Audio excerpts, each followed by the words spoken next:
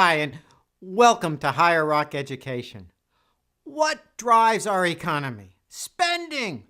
Without spending, there'd be no jobs, no income to spend on our necessity and even our toys. When spending drops, businesses cut back. People lose jobs. Who spends? Well, consumers. We call this consumer spending. Businesses. We call this investment spending. Government, surprise, we're going to call that government spending. And foreigners or net exports. Add these up and we get the gross domestic product, which is also the aggregate demand for all of these buyers of goods and services. Economists call this the aggregate demand of an economy.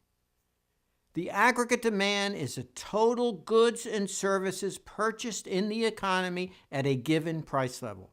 The formula is C for consumer spending, I for investment, G for government spending, and NX for net exports. A graph of the aggregate demand curve looks like this. I must emphasize that the aggregate demand is for the entire economy. It looks like a demand curve studied in microeconomics, right? But it is different. To show the difference, I have added a demand curve for apples. Note that the price level is on the vertical axis of the aggregate demand curve, whereas the price of apples is on the microeconomics graph. Real gross domestic product is on the horizontal axis of the aggregate demand graph rather than the quantity of apples. The price level is a general level of prices in the economy. Usually it's measured by the consumer price index. The price level rises when we have inflation. It's for the entire economy, not just for one good. The microeconomics graph is for a single product, let's say apples. If the price of apples increases, you would probably purchase fewer apples. Perhaps you'd substitute bananas for apples because the price of bananas is not increased. The aggregate demand model assumes that all prices, apples, bananas, and everything else, increase the same amount. So it wouldn't make any sense for a consumer to substitute bananas for apples because of the price. Then why does the aggregate demand curve slope downward? Economists have three reasons. One is the wealth effect. The wealth effect is the effect on the consumer spending when a change in the price level impacts the purchasing power of the consumer. If the price level falls, it costs less money to purchase the same number of goods or services.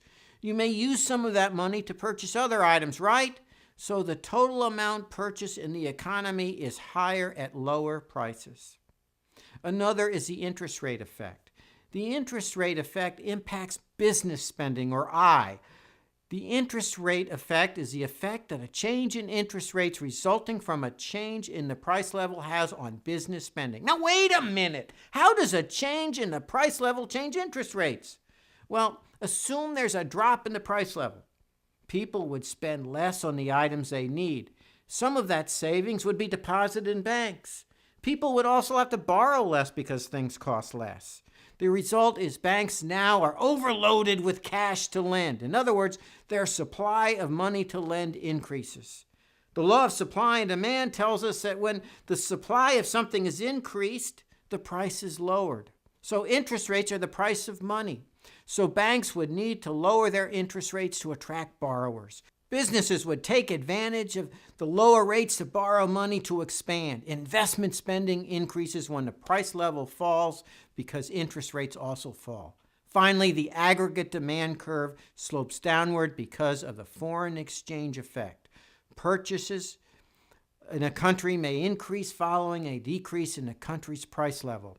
This would make the producing country's goods less expensive relative to the foreign country. What does that mean? Well, let's take an example. Assume the price level in Japan decreases. Japanese goods would cost less in the U.S., so Americans may purchase more Japanese goods. Japan's aggregate demand would increase. The wealth effect, interest rate effect, and foreign exchange effect all explain why the aggregate demand curve slopes downwards. But to really grow the economy, the curve needs to shift to the right. So let's explore reasons for a shift in the aggregate demand curve. In each case, there must be a change in behavior that does not result from a change in the price level. So what would happen to change consumer spending? Well, good times may stimulate optimism and a willingness for consumers to spend. For example, a stock market or real estate boom may result in consumers feeling wealthier and buying that extra car. This increases, of course, the aggregate demand. Consumers expecting a recession may delay purchases. A family might want to save more, and this would decrease the aggregate demand curve and push it to the left. What could happen to change investment spending? Well, business attitudes are the key. Businesses who are optimistic about the future and want to grow will invest if they do not have the capacity they need. Or a business may invest to take advantage of the latest technology, which reduces manufacturing costs, or changes in the tax law, such as the investment tax credit or depreciation allowance, may provide an incentive to invest now rather than wait. Government spending amounts to approximately 20% of the real gross domestic product. What could happen to change government spending? Well, an increase in government spending will increase the aggregate demand. So, for example, an increase in national defense spending causes a rightward shift in the aggregate demand curve. Tax and spending policies that put more money in consumers' or businesses' pockets will increase consumer and investment spending. What impacts net export spending? Well, a change in trading agreements may encourage trade with the country. A recession in Greece reduces Greece's aggregate demand, which reduces the demand for U.S. goods and services. Spending drives any economy. Spending by consumers, businesses, governments, and foreigners. Aggregate demand is the demand for all these goods and services at a given price level. It is a measure of all the participants' willingness to spend. The aggregate demand curve slopes downward because at lower price levels, there's a larger aggregate quantity demanded. The aggregate demand curve may also shift depending upon the attitudes of spenders. When optimistic, consumers, businesses, and even foreigners will purchase more, causing a rightward shift in the aggregate demand. When government increases spending, the aggregate demand curve also increases. Countries strive to manipulate the aggregate demand to manage their economies. But to understand this, you really need to understand the aggregate supply as well. To learn more about this lesson and other important economic concepts, please visit our website at higherrockeducation.com. Thank you.